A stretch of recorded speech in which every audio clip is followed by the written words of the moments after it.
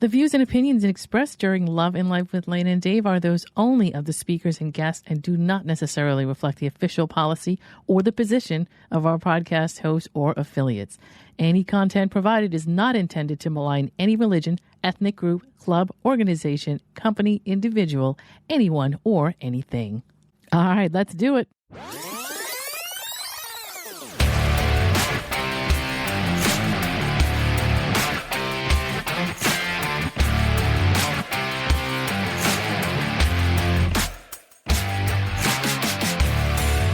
You're listening to Love and Life with Lana and Dave, the podcast where logic is power and you take control.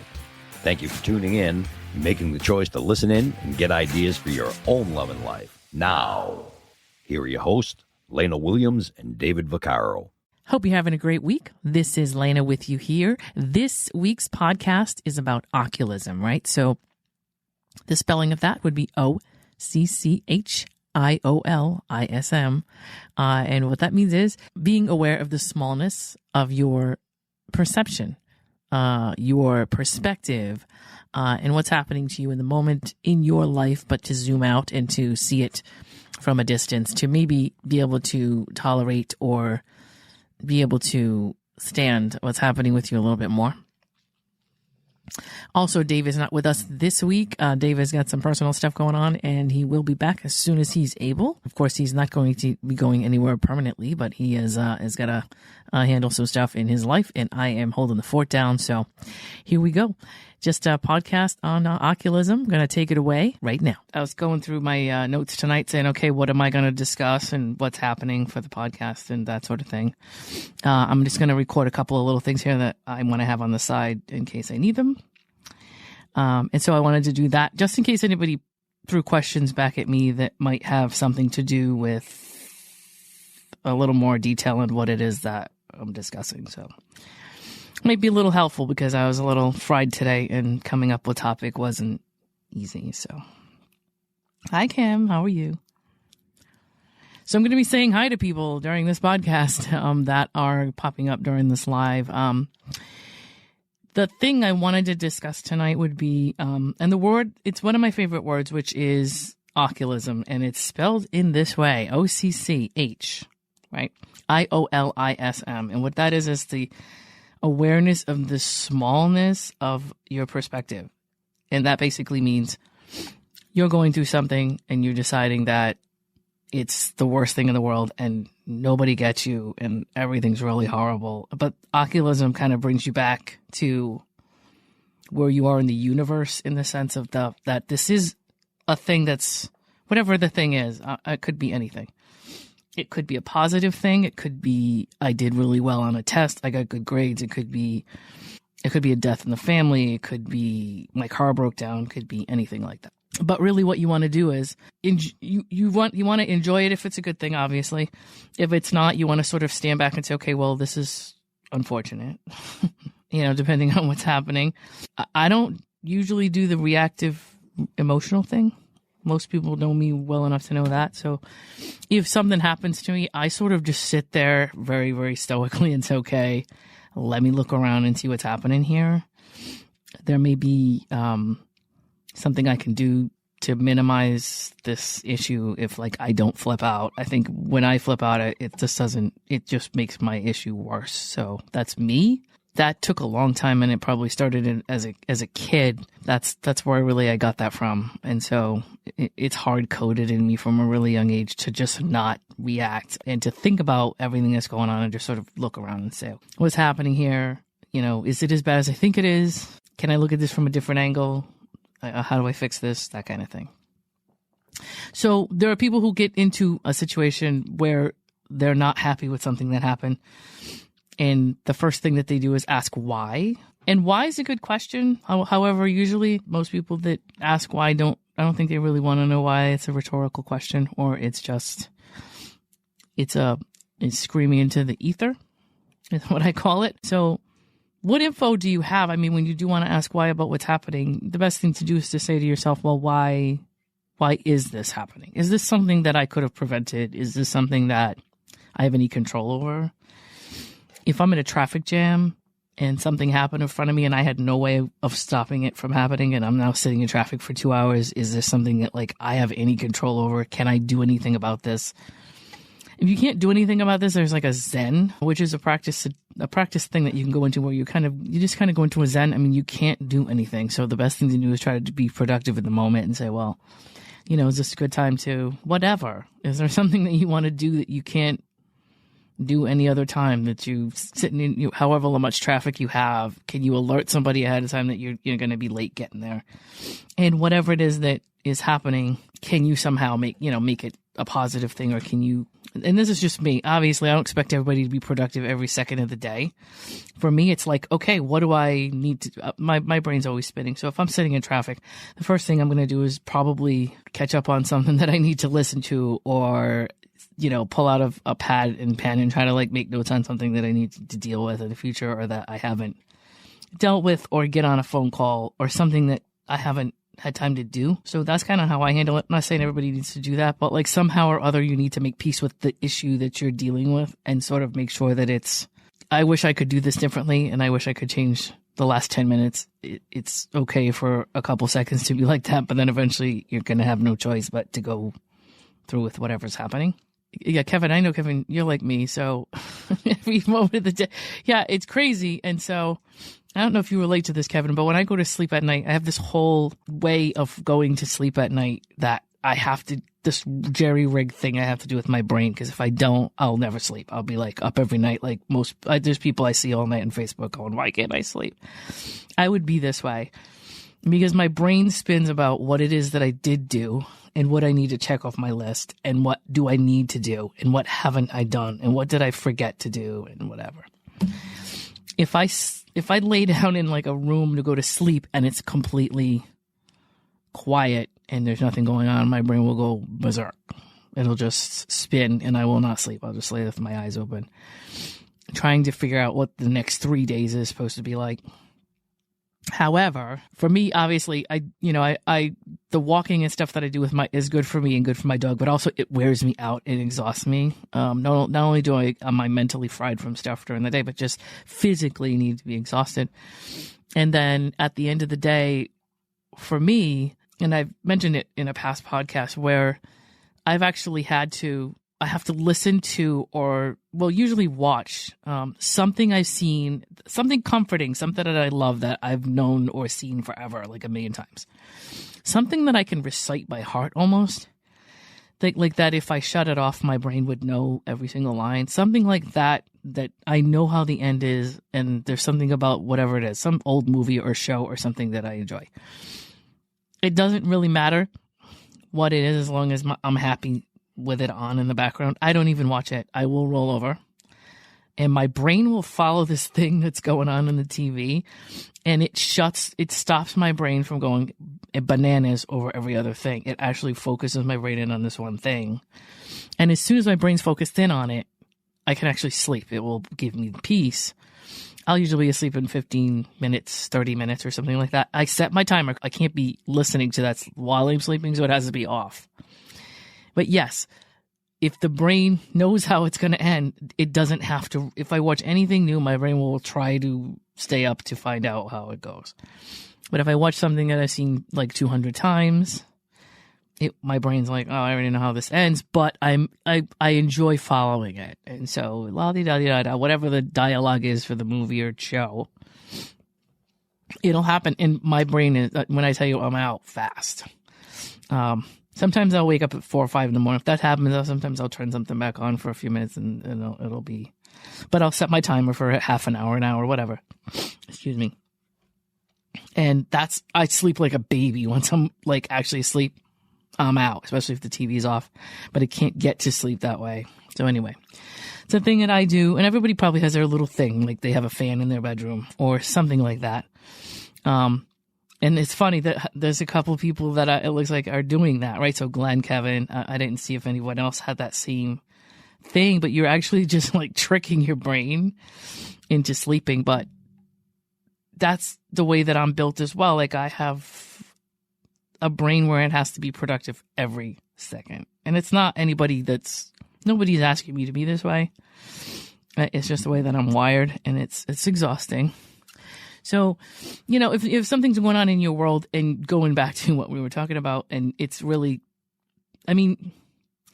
spending 10 years in radio taught me that you can plan all day long. You can do whatever you want to do, but the circumstances are going to be what they are. You're going to get to a location with whatever that you're doing, and it's going to go the way it goes, and it's going to have to do with the people that are there. It's going to do with the people that you work with. It's going to have to do with traffic, weather, all kinds of stuff happens as you're planning something. There's nothing wrong with planning it. And I think, to me, if you don't plan, it's much worse. But if you plan contingency. So there's nothing that happens in a course of a day after about 10 years in radio. Nothing happens that shocks you. And so you're either already prepared for it because you're used to like the flow of, okay, well, this is my job. I do this, I do that. And here's the things that could happen. So here's some contingencies for that. I'm going to put those things aside, and we're going to be prepared. If it rains, we're going to know we're going to need to do this. If somebody has to leave, we know we can do this. If, whatever. You can't predict everything in the world, but you can predict a lot of stuff that happens, especially if you do the same job over and over again and that kind of thing. And what it did teach me is that like nothing in life is going to go the way you plan it. If it does, it's like very, very rare. So it's like, okay, here's my plan, but like, here's my backup plan. And I know my plan makes sense, but that doesn't mean everybody else around me in my plan is going to do what I want them to do, or there's going to be all these elements I can't control. So anyway, the second thing that I have, and I have this little list with notes because I want to make sure that I don't forget anything, and I like to be all organized. So the second thing that I wanted to say was that it's personal to you what happened to you. And you should respect that it's personal to you. There's nothing wrong with it being personal and that it bothers you the way that it does. However, you're not the only one. In most cases, you're not the only one in the world that's gone through it. And in a lot of cases, sometimes it's not the only time you've gone through it. As you get old, you'll go through stuff twice, 3 times. The best way to look at that is that, like, okay, I don't like this. This sucks, but I already know how this ends. I've been through this before, so it sucks, but at least it's not out of left field. At least I can kind of plan for what it's going to be like because I've done this before. I've been through it before. I know it's not going to kill me. But simultaneously, you have to be respectful to yourself that whatever the problem is you're dealing with is personal to you. However, don't let it overtake you to the point where like nothing else matters and everybody else is insignificant, because that's not right either. So you have to have a balance, I think, of this thing is personal to me and I'm upset about it and I need to allow for that. But then I also need to understand that like I'm not cornering the market on this thing. Like I've lost my job, or I'm diagnosed with something, or somebody I know passed away, or my car broke down, or whatever it is. Just to zoom out and say, well, this is happening to millions of people all over the world every day. And it doesn't mean that it's insignificant to you, and that personal element of it is not unimportant. But it's like, if you can look at the two things side by side and say, while I'm looking at it this way, I'm also going to make sure that I don't forget this. That helps. And then channeling your feelings, if you have feelings about it. For me, anyway, again, I try not to have people do things I do. But one of the things I try to do, because of my personality, is if I have strong feelings about something, I try to channel it into something productive. That's just me. So for me to have feelings and to just feel like something is bothering me, but like just not be able to do anything about it, I can't be like that. So I have to take that feeling and channel it or turn it into something else. That makes sense to me. One, I don't like to just be idle when things are happening. I like to have something to do. It actually makes me feel better to have a project or something that I'm working on or something that I'm paying attention to. I'm not one to sit and grieve over things. It just doesn't work for me. I think it makes me feel worse to do that. So, and that's in my case. Again, if that's something that works for you, I'm not telling you need to do it my way at all. However, if it is annoying to you to do something like that and you don't like it, the best thing to do is take what can I do with this? I don't care if you sit down and you write, or if you're somebody who's interested in music, you write, you sing, whatever it is that like, where you could channel your feelings into something, where you could make something of it that makes sense to you. Could be poetry, could be anything. And it doesn't necessarily have to be art, but like those are just some of the things that you could do with like feelings like that, because you're just not able to control the situation, and you can't, especially with something like death or like illness or like job loss, things like that. You have to kind of find your place in the world again, like figure out what's happening around you. Those are usually the times that you stop and you look at your life and you're like, what's happening? Who am I? That kind of thing. And then what I had said earlier is when something's happening, you know, like there's a zombie apocalypse or whatever. Obviously, when there's zombies in your sight, you don't want to think for too long and like leave yourself open to being a victim. But you also want to like use your head and like say, okay, well, what are my surroundings looking like, and what kind of tools do I have at my disposal, and you know, what can I do to make this easier on myself? If I panic and flip out and get upset, like, what good is that doing me? You know, like, I have to think on my feet here. Hopefully we don't have to ever have something like that happen. But, like, as an example, you know, if that was something that would happen, would it make sense to just be panicking and, you know, just throwing a tantrum because you don't like the fact that it's happening? All that kind of stuff is not productive. It's not it may get you killed. And again, respect yourself, then respect the event of the whatever it is that's happening. So if it is something like major, you know, we had 9/11, we had the station fire, we had things like that. Something major like that, respect that event as something that's major, that's traumatic, and understand that as far as yourself, you need to deal with it. You have trauma that you're dealing with. Don't like minimize that. But see the big picture as well. You know what I mean? And sort of understand that you're part of a bigger thing. And especially with stuff like that that's happening, there are several people around you that are all going through the same, you know, the same thing or something similar. And that it's not a good thing to be like, yeah, this is about me and everybody else is not my problem. That's not a good thing to do, especially in a situation like that. But also don't like disregard yourself as part of whatever that is. As part of that, and in independent sense, you are also in need of support, even if it's something that you need to give yourself. So, and then using your experience at a comforting light, meaning it's really a mindset kind of thing. So that pivots into mindset and looking at something in a different way to change your mood about it or to change your attitude about it. And that, for me, I look at it like I've had some jobs over the years that were challenging, and I work to get myself into a different position. But while I'm in the position I'm in, I say to myself, well, okay. I mean, when I first started in the field that I'm in now, there were places that I was working that I wasn't necessarily very thrilled about working at. However, there were a lot of things within those fields that I could get experience doing. So it's like, okay, well, I don't really want to be here, and I'm looking to move into a different area, and I'm looking to get another position, whatever it is. I'm actively looking, but I'm not going to burn bridges while I do that. And there are so many things around me here that I could learn and get experience in, put in my toolkit, so that when I do leave, I'll have a better resume. So that's a weird thing, but that's how I look at it. Like, also, how much pressure can I be under? I mean, obviously, you want to put yourself in as little pressure and stress as you can in life, especially on your job. However, how much challenge can you face? I can be a masochist about my job sometimes. So it's like, you know, I should be able to deal with this. I should be able to deal with this. I think I don't know if it's a New England thing or if it's my family or what it is. But there's something that kicks in that's like, what's wrong with you? Like, you should be able to deal with this. If you can deal with this, and, you know, let's say it gets better from here, and this is as bad as it gets, that you can do this, you can do this.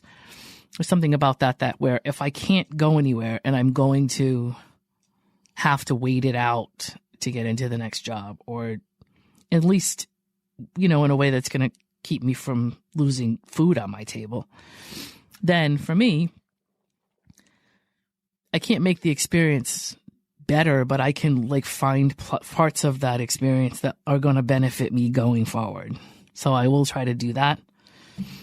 That's like I said, maybe it's a really hard thing to do if you're in a job that you're not happy with, but you can try to at least gain some knowledge or look at it as this is a challenge that in most jobs you're not going to face any challenge like once. You're going to face it once at that job, and then you're going to leave and think it's over, and then at some point you're going to run into something that's kind of not the same but similar enough that you're going to be like, oh yeah, I went through this before and I kind of already know how this goes, and that experience is good for you. I mean, so you can maybe look at what you're dealing with now and say, okay, here's some step-by-step stuff that I may in the future run into, and I want to be able to know how to handle it, or whatever the case may be. So even on your job, as much as you don't like something, there may be another position down the road where you may deal with a specific person where you guys don't get along, or a department or something like that, where you could take experience from where you're at and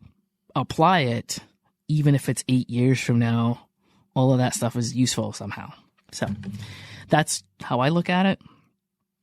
I try not to look at anything in a negative light. Like, there's got to be some reason or something I could take from this, or some kind of productivity I can get from this thing, whatever is happening. It also focuses me more on the issue at hand in a productive sense, as opposed to me just like spinning and being like, because you can get lost in the why is this happening to me.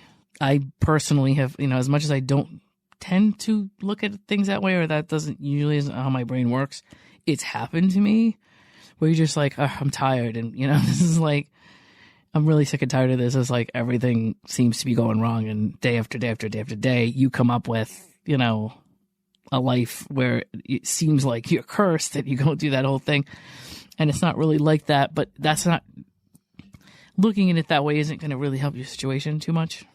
And sometimes it's better for you to look at, I know it sounds like the bright side is really, really a schmaltzy thing to say, but you don't want to idealize it and you don't want to romanticize it, but you want to understand that these things happen in life, and like you need to come up with a creative way to deal with it, in the sense that it maybe will benefit you to go through it somehow. You know what I mean? If you have to go through it, which a lot of us do when it comes to work, we have to kind of, we have to wait out the next job. We have to figure out where we're going to go from there. So that's that. And yeah, seeing things differently for me, like I said, it can be anything. It can be, I'll always find some kind of productive thing in every situation that like I can focus on, so that like everything else is just like, well, here's some stuff I can't control, but let me focus on the stuff I can control, and keep an eye on it and do what I got to do with it till like I have to be somewhere else, or whatever, or till it's over, till I'm go home for the end of the day. And also critical thinking is something that I wanted to bring up, as far as like being able to extrapolate from your environment what's happening, and not having to gather as much information as you can situationally, right? And how things work. If you see something every single day that's the same, and one day it isn't, and it looks different, are you aware of little details like that? You know what I mean? You walk into your environment and things are tiny, slight kilter off of what they normally are, or even in your home, or whatever the case may be, like how situationally aware are you of things that matter? Obviously, you don't want to be looking at every single little thing everywhere, because nobody has time for that. But, are you aware of your surroundings? Are you like vigilant of your surroundings? Things like that. And do you have deductive reasoning of, for me, people I deal with, it's not so much what they're saying or doing. It's like, for me, I'm very fascinated with why they might be doing this and why they might be saying that. And it's not in a paranoid sense, but it's more interesting to me to look at the why than to look at the what. People will say and do things, but there's usually some kind of, whether it's subtext or underlying or whatever, there's something behind that. And so if somebody's trying to rile you up or upset you or insult you or anything like that, eventually you learn to like look around that and just sort of not react to it, which will, most people, if they're trying to upset you, that will throw them right off. And that's not what you're trying to do, obviously, but it's a good bonus. And then from there, it's just kind of like, why would this person insult me like this? Like, let's look at this person and me and our relationship. And are we both like coworkers, or what are we? Community? We don't both know each other somehow. What's in the equation here that would make this person feel like to insult me would make sense? What's their issue? You know what I mean? A lot of times there's something going on with them, and it's either not personal to you, and it's some kind of issue they're having, you don't want to be sympathetic to somebody who's being a jerk to you. That's not what I'm saying. But to react with a little bit more of a high ground and be like, here's this person insulting me. I don't know what they're doing with that. I don't have anything to do with them. I've not done anything to them. It sounds like a problem that they're having, and I have nothing to do with that. So I'm not going to take it personally. I'm not going to insult them back. I'm just going to be like, yeah, whatever. You know what I mean? As you get older, you realize that people do things to get a reaction out of you. And it's so easy to go in and throw insults at somebody just to get them to emotionally react, to get like yourself some kind of a leverage or and people will do that to you. So anyway, that's basically all I wanted to talk about today was Occhiolism and the practice of zooming out perspective and trying to look at the big picture of,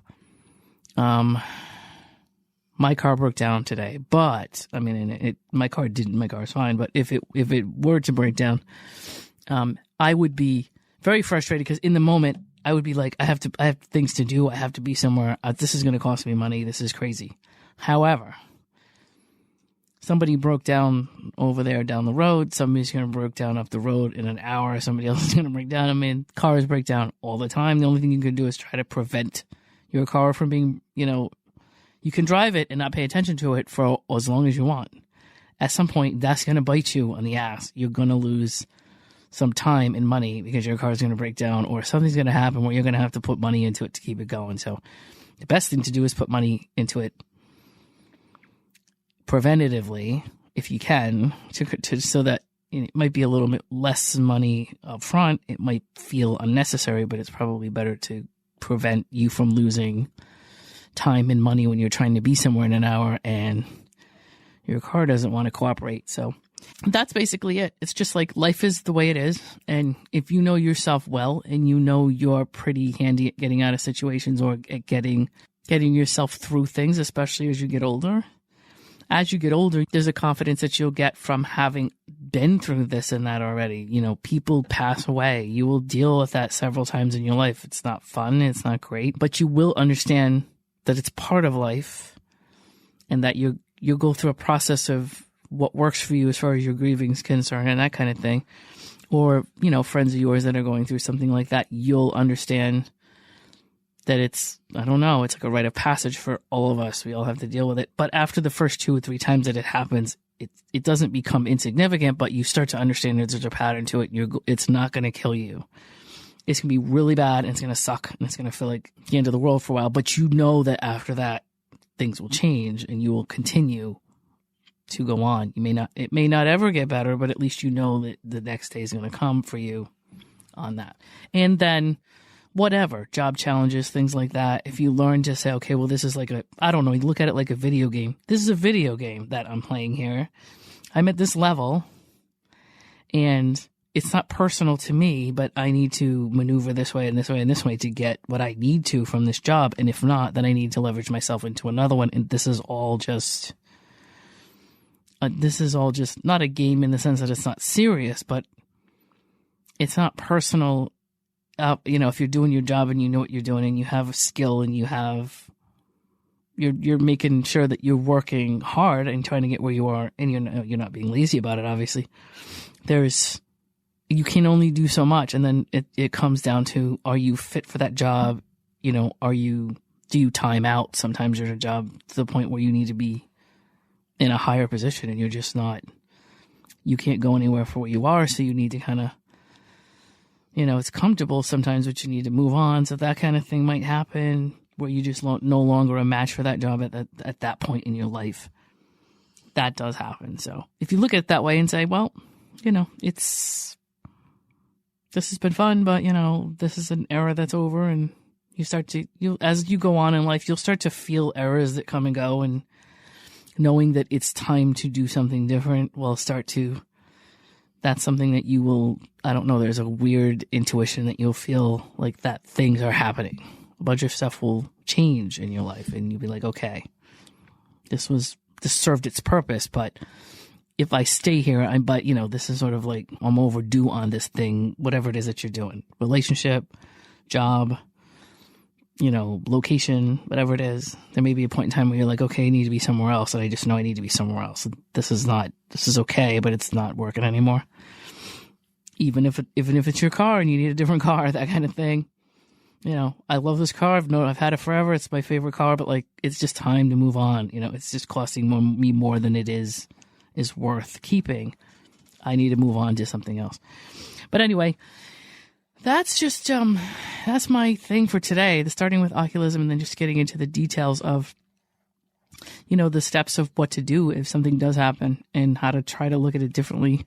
How to take 5 minutes and just, okay, things are burning down all around me, but let me just look around and see, what I can do about this as opposed to be panicking and running, into a wall or whatever it is. Let me just look around at what can I grasp here? What can I take with me? What kind of skills, can I learn, or what can I network? Are there people that I know that I can talk to, that I can put in my Rolodex in case I need whatever? And then obviously I always believe that looking for a job while you have a job is the best bet. If you can. Obviously some people don't have a choice, but if you start to realize, okay, this is not where I need to be, and you can kind of get yourself together, and I should keep, you should keep your resume up to date all the time. And I have a lot of nerve saying that because I honestly need to do that myself. So this is why I know that, because it's nagging at me to get it done. It's on my list of things to do. That's 4 pages long. But, that's something that's always good to do, is just sort of like every month, every 2 months, just kind of go through it and go, is there something I need to add to this? So that way you don't have to worry about it when you're changing jobs. But there's nothing wrong with like having everything kind of prepared in case. And yeah, if you can feel something coming, or you can understand that your days are numbered somewhere, or you're really not interested in staying there, it's always good to look for something while you have something. Only because of the attitude you have, similar to if you're buying a new car, you don't want to buy a new car when you're riding the bus and your car is completely broken down, because you're going to compromise your choices. To get into another car, you're going to just say, screw it. I'll pay, way more than I should for a car I don't want because I just want to drive something. You want to go in with a car that's running. You want to be able to walk out and go, I don't really need a car. I don't really care if I get this car or not. If you don't give me the deal I want, my car works fine and I could spend another 2 years in it, so I don't care. You're going to have a little more leverage over whoever's trying to sell you the automobile that, that you're looking at. So it's just easier for you. It gives you a little bit more options, and options in life are good. If you can have them, they're good. So I'm going to go through the notes here because, or people are giving me comments here, and I just want to make sure I don't miss anything. But yeah, we went through the whole thing about sleep. Yes, when people go down the why me conversation, they're looking for somebody or something to blame, and that's also really weird and not productive. And again, I don't think as a person you should blame everything on yourself. But, and people hate when I say this, nobody is completely 100% victim in any situation. I mean, obviously, if you're a child, if you're elderly, if you're an animal, then you might have nothing to do with what's happening to you. But a lot of times we make these choices based on, do I want, obviously I can go into dating and dating the wrong people and saying, well, do I want to be by myself? Well, no. Okay, well then I need to stop looking and I need to just figure out, I just pick somebody already. And you start to say to yourself, well, this is a thing that's going on, but that's all right. I'll overlook that. And eventually you end up with somebody that's not right for you. So then at the end of the day, there's a mismatch and the relationship doesn't work. And in the end, nobody's completely at fault and nobody's completely innocent. It's like two people created that situation. And I'm not saying that your job is the same, but in a way, because you're there and other people are there and you have to deal with interacting and whatever the case may be, it could be that you took that job You may have been looking at 3 jobs and decided to take that job for some reason. It could have been that you were sick of looking and you wanted to just get into a job, whatever the case may be. But same thing, where you chose something and maybe it wasn't completely the right match for you. So it didn't necessarily work out the way it should have, or it didn't progress the way it should have, or you ended up with a manager or something that you didn't get along with, or some job change happened within the company and, it didn't pan out. In the end, you have to say, well, okay, it's not completely your fault, but it's also not completely not your fault. So if you did something, obviously, that caused you to lose that job or whatever, I don't know what to say, because I could tell people about that, but people that have done that and they don't like to take responsibility are not going to listen to me if I tell them that they should. They're not going to, but that does happen as well. And yes, we are not known for this emotional response. Well, I and TJ are not known for it. We plan and we calculate. And we do plan and calculate as much as we possibly can. It comforts us to know what's happening, what's going to be going on in the future. Flying by the seat of our pants is just not our thing. We don't want to do it unless we have no choice. And if we have to, we're miserable. At least that's me. And from the group, I pretty much pick up from the group the same kind of thing. Generally. I mean, some people do like spontaneity, but, so yeah, if you're underemployed, but you love what you do, you sacrifice money for enjoyment, you could work maybe, I don't know what the situation is, Glenn, with the job, but you could work, I don't know if you could work overtime, or if you could work something on the side where you make extra money if you needed to, right? But if you love what you do enough that you don't care about the difference, it's possible the difference isn't really affecting you that much, where you could make more and it would be nice, but you don't need it. There's nothing wrong with that. So it really is your well-being is kind of important too. So how stressful the job is, how happy you are with it, how content as a human being you are with everything around you is a big thing, because it affects your health and it affects your mental state and all that kind of stuff. And you could make $200,000 a year, but be so stressed out that it affects your health, and that's not right either. I don't think that's a good idea. I don't think that should be a priority. But anyway, so that's that. I just wanted to do a quick jump on, get some stuff done, and I'm going to continue, but I wanted to just do a quick live, and I don't know, trying to make it a little interactive so that people bounce back, say something to me that it would make sense for me to riff off of, which looks like that did happen. That's the podcast that I wanted to put out and make sure that I got in just a little bit of information for the week. Dave and I have a different type of podcast when we're together because we riff off each other. So of course it's definitely a little bit different listening to just me, but basically wanted to make sure that I got this up, and I'll have a couple of other tidbits that we have going on, but this is to give you something to listen to for the week. Please go to our website, www.lanaanddave.com. That's where our platforms are, our podcast platforms, and we're pretty much on every podcast platform I can think of at this point. Also, every social media platform that we have is there too. All of our podcasts are there as well.